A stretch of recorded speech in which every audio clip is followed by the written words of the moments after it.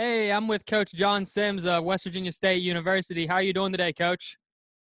Oh, another exciting day. Enjoying your quarantine? Oh yeah, I'm just loving it. Yeah, I feel like John Sims is going stir crazy right now, stuck in the house. Oh yeah. We should have our conference tournament coming up tomorrow. Yeah, I've been every day that's passed. I've been like, oh, we were supposed to play this team today. We were supposed to play this team, and then no Yeah, I had the matches. schedule on my phone, so I get a reminder every time I'm supposed to have something. Yeah, that's a So little it's bit depressing. yeah, it's like I know. It's no, Well, it's empty tennis courts are not a good thing. no, definitely not our favorite thing to see as tennis coaches for sure. Coach, you want to go ahead and give a little background on your tennis playing and tennis coaching career? Oh, I played at the University of Charleston collegiately. I taught for years in the area, ran the junior programs at the YMCA and the Charleston Tennis Club for years. Um, then I went into college coaching at West Virginia State 17 years ago, and that's about it. When I was a teaching pro, I worked mainly with advanced junior players. I did a lot of coaching for the U.S. Tennis Association. Uh, I used to do the opposite of what I'm doing now. I used to be the coach that was trying to get his players recruited by colleges. So now I'm dealing with those coaches. So you just switched So roles, I know really. what it's like. I used to be the guy making the videos, sending them off to the schools. I had a couple players I took on official visits, that sort of thing. Um, I had players go on and play for Tulane and Youngstown State and some places like that. But very rewarding when you're on that end of it. But I greatly prefer being on this end of the recruiting cycle. So you said you've been at State for 17 years. Obviously, we know a little bit about the recent years of West Virginia State tennis's success. Do you care to elaborate a little bit about the history of West Virginia State tennis before you took over, and what kind of some of the history or success they had before, as to opposed to like the last 10 years? We try to forget those years. Um, no, Alec, let me tell you that to let you know how bad it was in the past. Um, my first year there, we won one match and lost 11.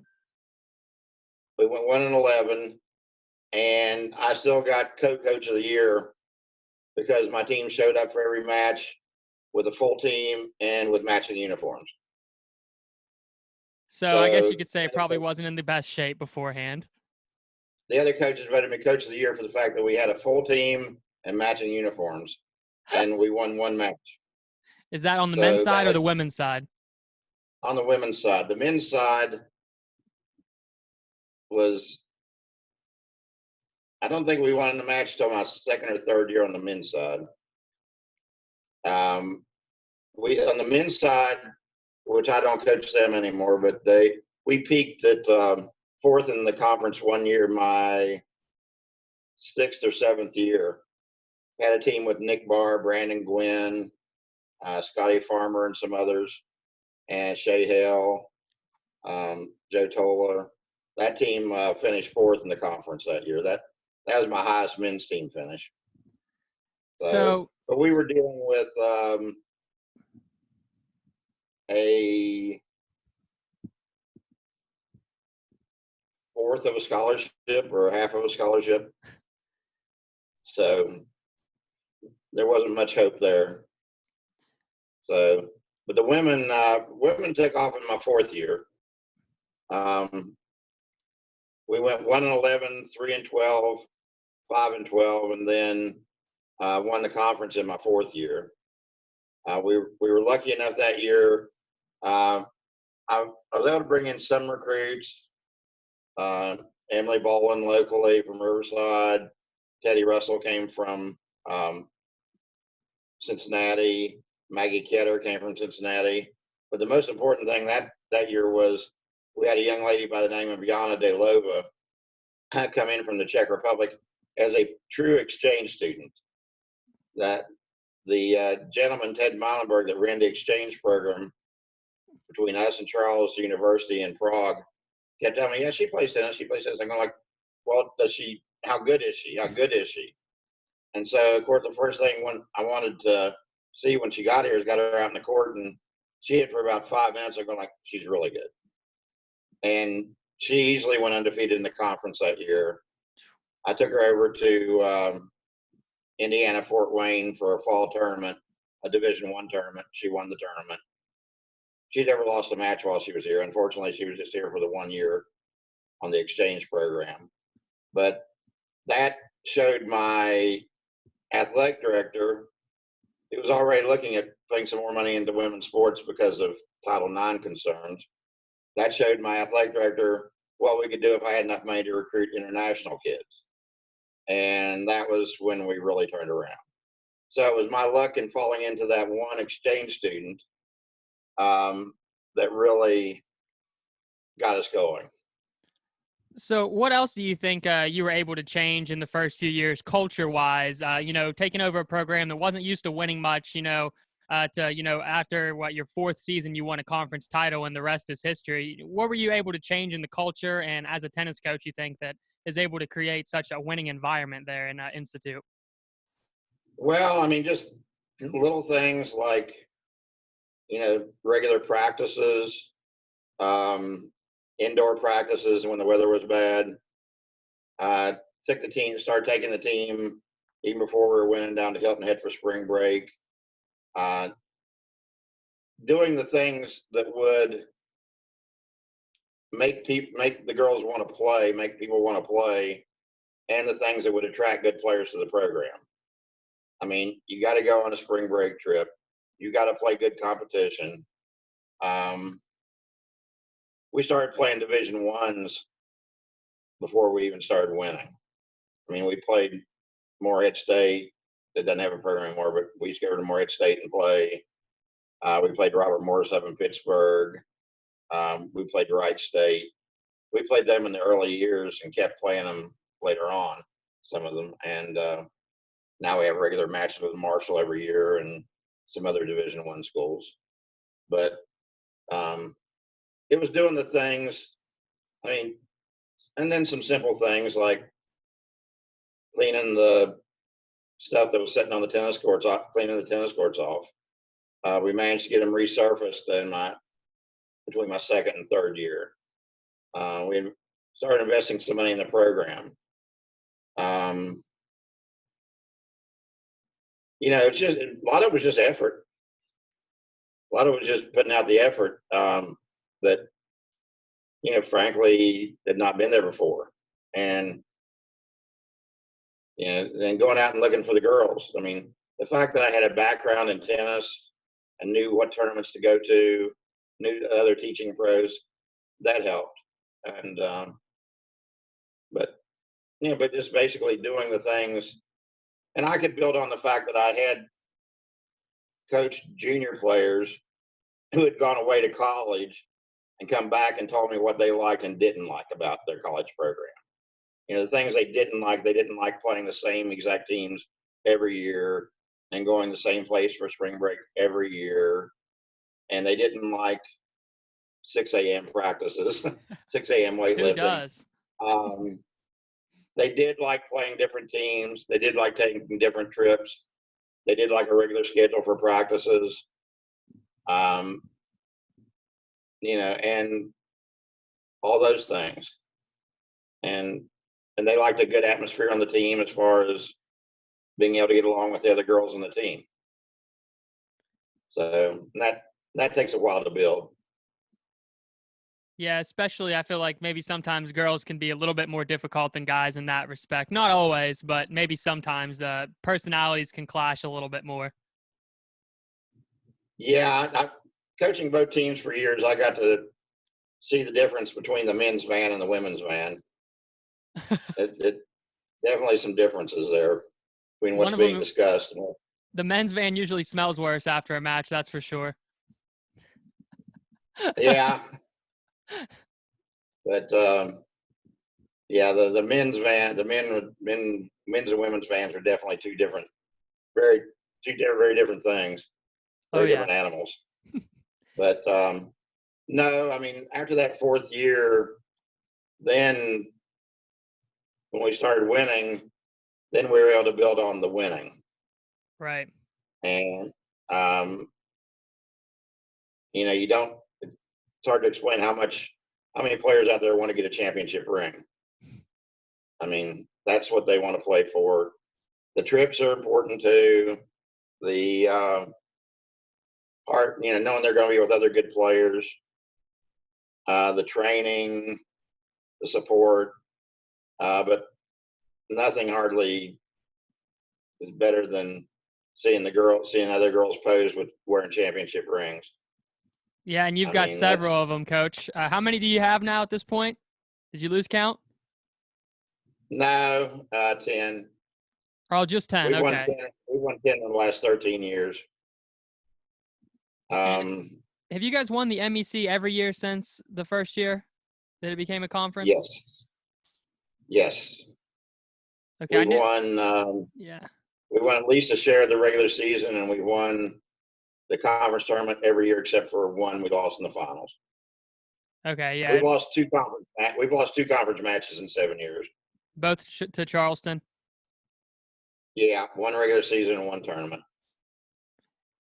One regular season that we still ended up tied for the championship. Last season, right? Yeah. Yeah. Yeah. I know it's a little So bit off topic, but I know you talked about your first foreign exchange student was like maybe your third season. So would that have been like 2006 maybe? actually, my fourth season. Um, when did we win that first one? Let's see. 06, 07, I think was our first one. So how long have international players really had a presence in the WIVIAC tennis before it was the MEC? I mean, were teams starting to get international players around the mid 2000s, or how did that work? When I first started in the early 2000s or 2003, um, there were already international players. West Liberty had some. They got some English players early on. It wasn't that big though yet. Mm-hmm. It really wasn't until the MEC came into being that we really, you know, um, it's Charleston until recent years always had a fair amount of West Virginia players, and then in the last few years, they basically had no local players. Yeah. Um, I mean, Katie Smart from down in Huntington. Katie is uh, Katie Small. Yeah. Katie Smart, but she's probably the only one. Katie Swan. I'm sorry. Yeah. Katie Yeah. Swan is probably is from down toward Huntington way is probably the only one that they've had in the last 4 or 5 years. Yeah. I knew And that Salem had a lot of international players on that championship men's team, and I think '06, which they have oh a yeah, large international presence. Kyle's talked a bit yeah. about when he played at Wesleyan, it was all Americans, which was I think like '03, '04, '05, something like that. When I played back in the '70s, it was all American. There were an occasional international player here and there. And when we played Division Ones, I know my freshman year at UC, I thought I was playing Davis Cup tennis because my first 5 matches we played Division Ones, and every player I played was from a different country. So even back in the '70s, it had already hit D1. So, but no, the conference really once it became the Mountain East Conference, and the conference really made a push to up the level of the conference to compete more regionally and nationally. That's when we really started getting the international players. And it's not so much on purpose that everybody goes looking for international players. It's a lack of American players and an abundance of scholarships at the Division I level that basically there's more scholarship money out there than there are players on the women's side, which is exactly the reverse on the men's side. Yep. The men have a lot more players than they do money, because a lot of schools don't even have men's teams anymore. They have women's teams. Now the women though, there's a lot of women's money out there, which means you need more players, and there's more women's teams. But you know, the thing I learned early on was when they first gave me a full scholarship at West Virginia State. I remember heading over to Louisville at Thanksgiving for the Southern Indoor Tournament, looking to recruit a kid. I'm going like, okay, I've got a full scholarship in hand. Surely I can get a good kid. American kids were not impressed. I mean, a lot of the kids were looking at going to a Division I where they weren't going to be able to play and they were going to pay their way, or a Division III that doesn't have athletic scholarships, or they just weren't worried about the money. I mean, not the higher level kids. I guess they had the money to pay for all the lessons and the tournament travel. They had the money to pay for college. So you start looking at international kids. But, and then and early on, I could tell the big difference too, because when Yana, that I spoke of earlier, my first international kid, we picked her up at the airport, drive her down on campus, pull on campus, and the first thing she says is, "Wow, the campus is so beautiful. It's such a beautiful place." She was just happy to be there. Because the college she went to back in Prague was basically a downtown office building. Didn't have a campus, didn't have dorms. I mean, if they did, they were part of the building. I mean, so she looked at our campus and goes like, "Wow, it's beautiful." And I've had a lot of those same reactions since then. American kids, they're not impressed. I mean, they think it's nice, but international kids realize how lucky they are. So, I mean, that's where you end up going. I mean, I still have, half the team still American kids, and there are still kids that appreciate it, but not enough usually to fill a highly ranked team with. Right. Well, you mentioned that the fact that there's just not that many high-level American players, especially that choose D2, right? I mean, the highest level ones choose D1, and then the rest usually go D3. Of what you just mentioned, they have money to pay for all their stuff, and they'd rather pay somewhere than get a large scholarship at a D2, maybe because of prestige or what else. Oh yeah, that's the problem. I mean, I know Division I schools that have 8 scholarships that struggle to fill the 8 scholarships. I mean, because they don't want to get somebody in there that's not qualified. But I know Miab at WVU, he sometimes has trouble filling his 8 scholarships. I mean, so that's it's tough finding players. Yeah, interesting landscape for sure. I mean, there's just not as many women's players playing as men, what you already touched on. And then obviously the women's scholarship money is a lot better than the men. So it creates an interesting dynamic for both sides. Yeah, with Title IX out there, their schools have to put some money into the women's sports, and so you end up with money being put into women's tennis and other women's programs that the men aren't getting on the other side because other men's sports are taking that scholarship money, or they don't have a team at all. So, yeah, there's money being put into the women's sports, and right now in women's tennis, you've got to have the money to be competitive. I mean, because there is so much money. Just to I even mean, compete. girls. I can't remember. I very rarely get a girl who says that they can afford to pay a certain amount of money to go to school. Pretty much every girl out there is looking for a full scholarship or very close to it. On the men's side, pretty much every contact I used to get on the men's side started out telling how much they could afford to pay. I mean, most men, they'll start their recruiting letter out, we can afford to pay 10,000, can afford to pay 15,000, whatever. They tell you what their budget is right up front. The women are all looking for full rides. Everyone that's good almost always is full ride or as close to full ride as possible. Yeah. Or they come for a year on less than a full ride, and then they talk to other players and other teams and find out they could get one somewhere else and transfer. But so no, it's very competitive on the women's side as far as money goes. And Coach, shifting back to an earlier topic, you said you've won. I know you've won 10 conference championships. You've been to the Sweet 16 the last 2 years, not including this year, obviously.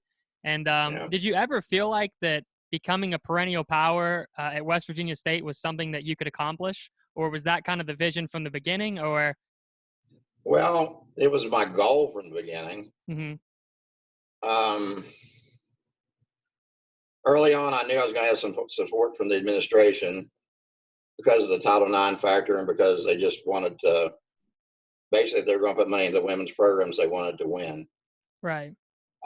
So then it took me a while to discover who we could recruit to West Virginia State, who we couldn't recruit to West Virginia State. Like I said, once we started winning, we could start getting a different caliber of player. Once I learned to adjust the schedule to get a tougher schedule, we get a different caliber of player. Things like that. I mean, I knew we could be competitive. I mean, we've been really blessed the last few years to do as well as what we have done. I mean, there have been several very close matches in there that could have gone either way that fell on our side. And I mean, it's very. I mean, I think the first MEC championship we won came down to 6-4 in the third set of the deciding match, and we actually were down 3-1. We were down a set in 3-1 and 2 match points in that match. Came back and won it and won the first championship. A couple of years ago, we were actually down a match point in a court that would have decided the match, and we're lucky enough that the other team missed an easy volley by about an inch, and we came back and won. Our first trip to the Final 16, the regional final, which came down to third singles, and we were down 3-1 in the third set of that match, and came back and won 6-3.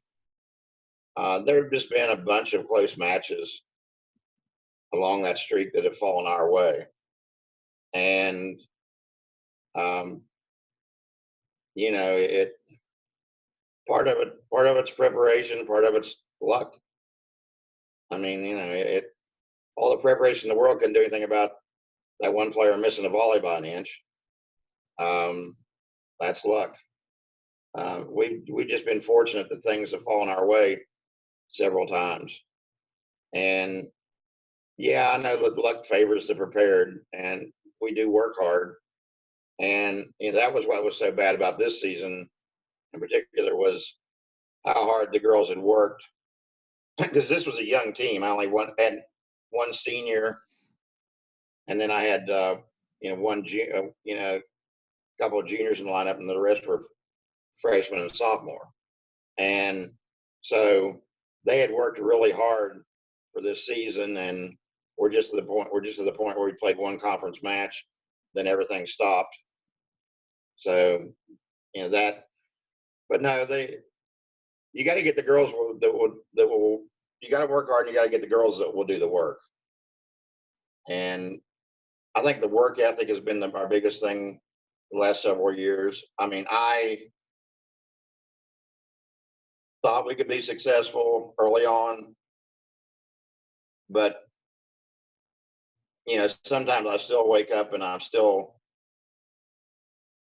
it's still hard to believe. I tell a buddy of mine that's helped me. I've been a volunteer assistant for years. I tell him, I said, I know the stuff that we do works because it's been proven that it works, but sometimes I'd be hard pressed to tell you why it works. I mean, the results are there to prove what we're doing works, but it's like, I don't know, I can't explain it. But and just an awful lot of it's just been the kids. I mean, I've been fortunate enough to have some great kids. Definitely. I think as coaches, we're all pretty lucky getting some great players, but not just great players, but also great people. And you don't always get that when you recruit a player. So definitely, I think Right. any winning team needs to have people that are just good people. Oh yeah, definitely. I mean that getting a team full of kids that get along and you don't have any troublemakers, you don't have any what we would call partiers, big drinkers or anything, or anybody that's a discipline issue. That's a real trick. That's not easy to do, but that's the kind of thing that we really want all the time.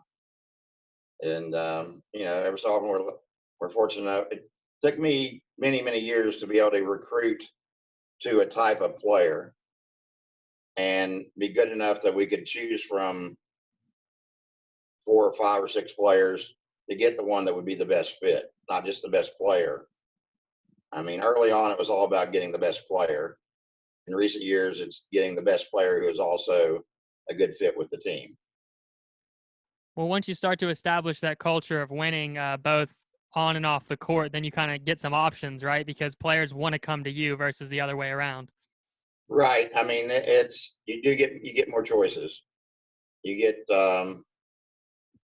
you get girls that want to be part of the program, and I'm seeing that, and I'm seeing too that there are teaching pros.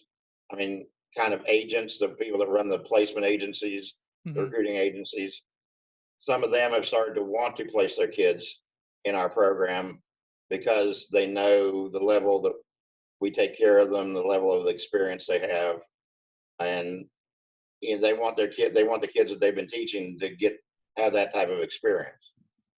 Because that's my number one goal is providing a great college experience. Now winning makes it better, Definitely. but the goal overall is providing every kid that comes through your program with a great college experience. Absolutely. Truer words have never been spoken.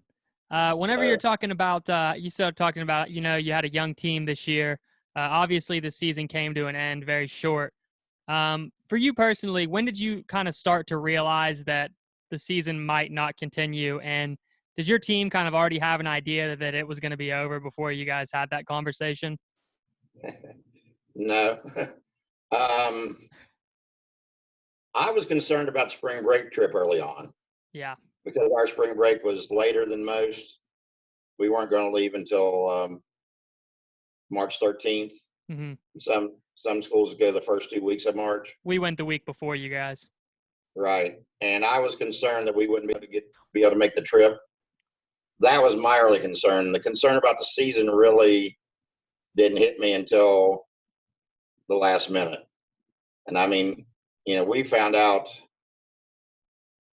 we found out that we were supposed to leave on Friday. We found out on Thursday first that the trip was canceled. Then later, in the 3 hours later, that the NCAA postseason was canceled, and 3.5 hours later, that the conference had suspended the season. So it was just 1 o'clock, no spring break trip. 3 o'clock, no postseason, no regionals, no nationals. 6:30, no season. It was just like the hits just kept on coming, just boom, boom, boom. I All mean, within a and 24-hour period. oh yeah, within a 6 hour period. And no, had my senior sitting there crying for a half hour. And then she found out about the season later on that night. The girl said that she was basically crying for the rest of the night.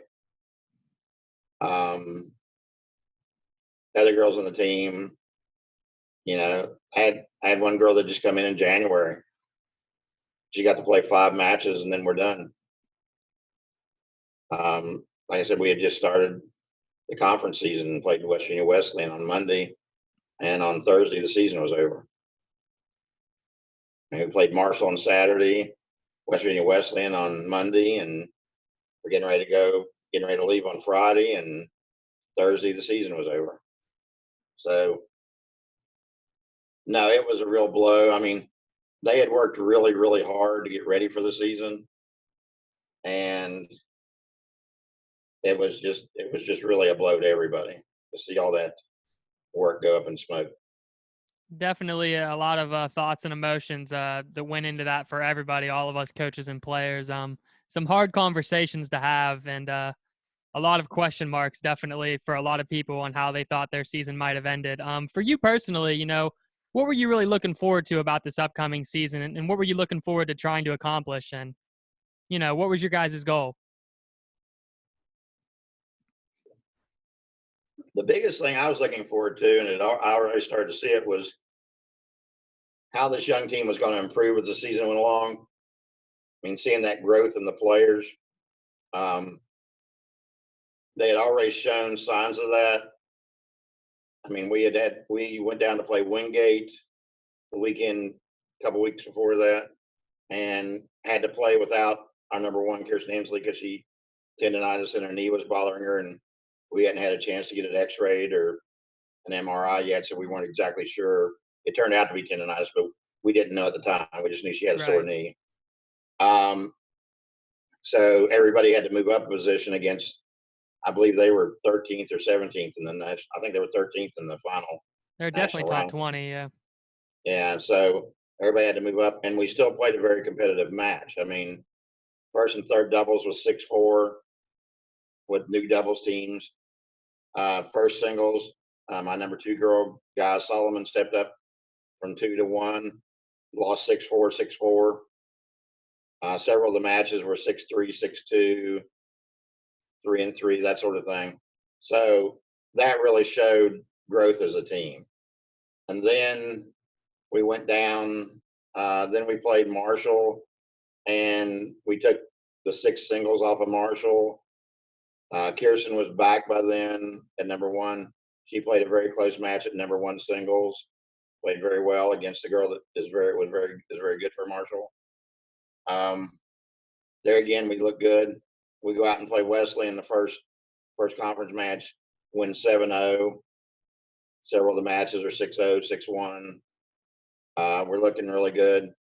And then we were going to be playing some national level teams down in Florida on spring break. And I was just looking forward to seeing that growth as the season went along and seeing how good this team could have been by the time we got to the Charleston West Liberty matches, conference tournament, hopefully regionals and beyond. But just seeing the players develop was what I was looking forward to, and seeing that work in the work, and they never really got to the payoff for it. So, but no, I was really anxious to see how good this team and how good this team could have been, and how much these players could have developed as the season went along.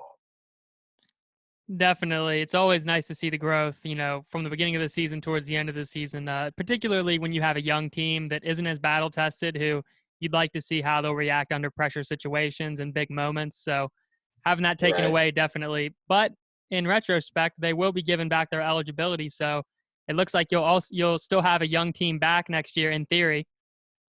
Yeah.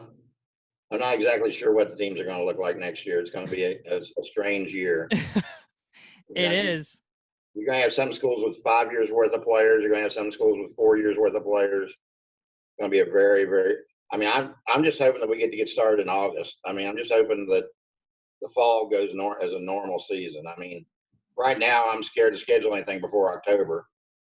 I mean, as far as matches or tournaments, September to me is very questionable. So we're looking at doing later in the fall. But no, it's, goodness knows, I don't need any more cancellations. And several coaches have voiced to me that it's a real concern that maybe nobody comes back in the fall next year. I mean, we're praying obviously that doesn't happen, but it's a very at least real possibility that it could happen, that maybe none of us will be back to school even until the spring. Well, and even if we do come back in the fall, a lot of us with international players, we're not sure how many of them we can get back in the country. It's a I very mean, realistic it's concern. which countries are going to have, are we going to be accepting people from? Which ones are going to have a travel ban? Which countries are going to let people out? I mean, it's very questionable for fall. I mean, it's a lot's going to be told about when the states start opening up and seeing if everything stays quiet. You know, there's no big spreads of the virus after everybody starts businesses back up again. Because if there's a resurgence of the virus once things open up again, then we're in for some deep trouble. I mean, that's what's scary. I mean, hopefully everything will just settle down, but it's scary times. I mean, I don't. It's you know, I I don't know. And that's the biggest thing. Probably the biggest thing I hate is the fact that I don't know, and none of us know. That's the uncertainty is the you can plan around something that you know about, but you can't plan for the unknown. A lot of question marks for the fall. I mean, obviously, like you said, there's no fall, then there's no fall matches, there's no ITAs. Maybe players can't come back for even the spring. So lots of question marks for all of us. And obviously we're just gonna hope for the best. I'm having recruiters asking me, maybe almost every day about what our school situation is. And they're hearing all Right. these rumors too. So recruits are freaking out even too about all of this. So and like you said, we know nothing really. That's the worst part is that we can't say, oh, it'll be back to normal in September or October. A resurgence, it sets back next season. And maybe, I mean, I hate to say it, but it's probably a small possibility that next season doesn't happen too. I mean, I hope to God that does not happen, but it's I interesting. can't that one I can't imagine. I honestly I think that we'll get a treatment here in the next 2, 3, 4 months, I hope and I so. think we'll have a vac. I think we'll have a vaccine by the first of the year. Um, I mean, the big thing right now is, I mean, I know vaccines take a real long time. The big thing is finding a treatment. I mean, I think we're all in the same boat. We all know that we can catch the flu or something like that. But if they get a treatment that pretty much make sure that we're not going to die from it, Right. then that changes everything. I mean, that's the big problem right now is nobody wants to end up on a ventilator, I know and I don't. no, doesn't look like any fun to me. No. But no, I mean, if we can get to the point where there's at least a treatment, then that'll help everything. And we've got to get the testing to see just how widespread it is. I mean, that we there may be a lot of people out there that have had it and don't know it. So, Well, we'll just keep hoping for the best, I guess, in that regard. Moving forward just a little bit, I know you probably kept in touch with your team a lot during these times as we're all kind of just trying to keep each other's spirits lifted. How are your girls, staying active and staying, trying to keep busy during these times? I'm sure most of them are back home in their countries now. And some of them are. Well, two of my international students went home early on, but three of my international students are still here. mhm, They're still in the dorms. We're not kicking anybody out. Still feeding them 2 meals a day and takeout from the cafeteria. Um, they're they're getting out and hitting occasionally. They're with each other. The girls I talk to that are at home, they're trying to exercise. They're doing home workouts. A couple of them have sent me videos of doing workouts at home. I've a couple of them have asked for programs to do at home that I've helped them out with. Our strength and conditioning coach is putting out weekly programs if anybody wants to use them. Um, just trying to keep them active. I mean, that's the big thing. Um, yeah, it is so difficult when they don't have a match or even know when they're going to be able to practice again. And NCAA, of course, is not letting us do anything face to face with the kids right now. Everything has to be like we're doing right now, by through distance. Has to be virtual coaching. Right. Um, so, that's, I mean, we're allowed to do the 8 hours a week that we are getting an off season, but it has to all be virtual, which makes it kind of tough. So, I've got a team meeting coming up on Zoom, trying to keep them, try to keep the team together, so to speak, try to keep them informed of what each other's doing, uh, that sort of thing. But no, I do have three still in the dorms. I have one whose father said that he preferred she stay here because it was safer than going home to Sydney, Australia. I have a girl from Belarus who's afraid to go home because she's afraid she won't be allowed to come back, and a girl from Brazil who couldn't go home because Brazil had already shut off their country to anybody coming in. So, and then even the girls that are from here, a lot of them are sheltering at home. So, Coach, what are you it's it, really it's it, looking it's forward? it everybody. Oh, sorry. What's the one thing that you really look forward to the most about getting back to college tennis, whenever that may be? Oh, just the first day of practice, getting to work with the kids, getting out there and seeing how they're doing, starting that improving process again, just teaching, coaching, interacting with the kids, um, getting back on track. I mean, it's, I mean, that's what I live for is, working with the kids, practices, matches. That's the excitement in life. That's the good part. And right now is the boring part. The not so fun Sitting part. around, sitting around waiting. This is definitely not the fun part. No. So, And okay.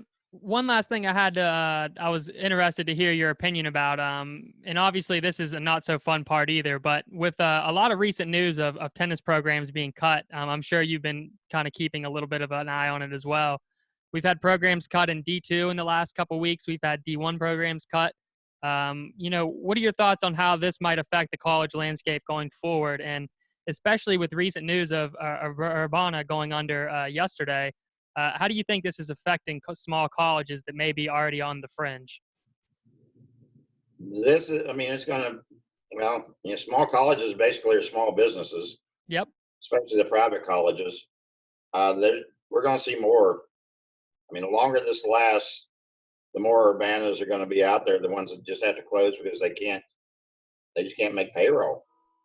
I mean, the programs are going to, I hate to say it, being cut, which I don't like to see because I think colleges have gotten way off of mission with athletics, with the size of Division I football and the money they put into football and basketball, because college athletics were not born out of having fans in the stands. They were born out of giving the students extracurricular activities to participate in, Right. not to not for the 45 and 50-year-old people out in the stands to be cheering for. They're for the students. And we're doing away with more of the participation sports and putting more and more money into the fan sports, and Division II is a little bit different animal with football, basketball, but Division I, I'm sorry, nobody needs 85 scholarships. You don't need to go four deep. I mean, they could easily cut back to 40 some scholarships and have the backups at every position getting a scholarship, having the special team players getting a scholarship. I mean, Division I does not need the assistant coaches that they have at the salaries that they're getting. That's ridiculous. And I generally don't care what other sports get. Each, bless them all, get as much as you can. But when you have to start cutting participation sports to support fan sports, that's just that is getting off of mission. That's getting off of purpose. Like I said, college athletics are supposed to be for the kids to participate in. They're not supposed to be built for the people to come watch. I mean, that's a side effect. That's nice. That's something that happens and it's good and they give to the schools, and I understand that. I understand the money part of it, but college sports are supposed to be for the kids. Like I said, have supposed to help their college experience. Right, and it's especially disheartening for me to see a program like St. Edward's, for example, a top 25 perennial program that, lots of support, lots of people that cared about the program, men's and women's tennis, and cut. And I think they cut 6 total sports. So, I mean, even winning doesn't keep you safe from these types of cuts. No, I mean that began. I think it was 2 years ago. Florida Tech, who we had played in tennis, women's tennis, just the year before, cut women's tennis and men's golf and some other sports. And the men's golf had just won a national championship and got cut. I mean, how do you cut a program that just won a national championship? I mean, the criteria that's being used right now in some schools, fortunately not ours, but in some schools is ridiculous. I mean, the the it bothers me that people are putting up with that. It bothers me that students are putting up with that, that faculty are putting up with that. I mean, they're doing away. Students are not having the opportunity to participate in sports that would help their college experience. um, that's allergies, not the coronavirus. But yeah, the Division II is a little bit different animal because none of the sports have that much money invested into them as Division I does. It's more of an equal playing field among the sports than Division I. But to see the Division I, see the Division II, there again, some of those I'd like to know. They're saving very little money when they cancel some of those sports. That's what I don't understand. I mean, what's the savings when you cancel a men's golf team? I mean, how much money did they save on canceling the women's tennis team? I mean, it's not that much of a savings. I mean, I'd like to know what the administrative costs are at that school. I'd like to know what the other costs are at that school. Seems to me like there could have been something else cut more easily. I mean, it's, how much, if the student enrollment's down, how many tenured faculty are they carrying on their payroll? I mean, athletics is always the first place people look to cut. And that bothers me because athletics plays an important role in college sports and college life. I mean, college sports play an important role in college life. Kids, dream all through high school of being able to go on and play their sport in college. Kids dream of going to be part of a certain program at a certain college because of how successful that program is. And successful programs reflect on the college.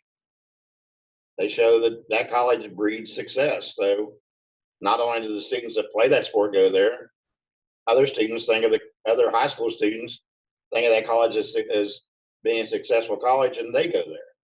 So I don't think that a lot of administrators really understand the full repercussions of dropping programs, and especially dropping successful programs. I think that it comes back to have a negative effect in the long run that they don't factor into their decision.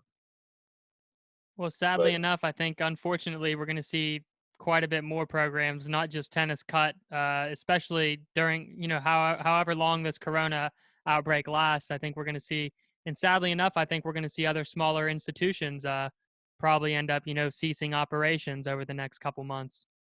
I definitely agree. I mean, one of the factors is there's just not as many kids going to college now as there were 10, 20, 30 years ago. The baby boomers have all finished. They've all finished going back to school. And there's just fewer students and more colleges and fewer students. I mean, like any business, if you have fewer customers and more competition, somebody's going to go out of business. So, I mean, that's just a fact of life. But I hate to see sports being. I hate the fact that the first place colleges look a lot of times is athletics. I mean that shouldn't be that. There's other places to look. It's frustrating. Definitely being a Yeah, college coach, it's not fun to see other coaches being put in those situations and seeing mass amounts of players entering the portal because, the team was cut or the school no longer is going to exist. yeah. It's like I said, it's frustrating too, and from the fact that I don't think a lot of them are good decisions. I mean, it's if it was a decision that they made that's going to keep the school open, sure. But like I said, I don't think most of these decisions are made from that. I think they're the easy cuts. I think they're making the easy cuts and not the best cuts. They're cutting money somewhere, and they look at some place, and it's easy to say, well, this sport has this budget. We cut it. We save this amount of money. Well, yes and no. How many students were coming to your school because of that sport? You may have been making the money up on tuition. I mean, how does it affect the image of your school? How many students are going to lose because that image changed? That costs you money because it's students that didn't come. I mean, there's a lot of unseen repercussions that I don't think they're taking into account when they make those decisions. But there again, they're not going to ask me. So, but no, I mean, I'm fortunate to be at a school that's it's very supportive of athletics and has a long, rich history and is pretty stable.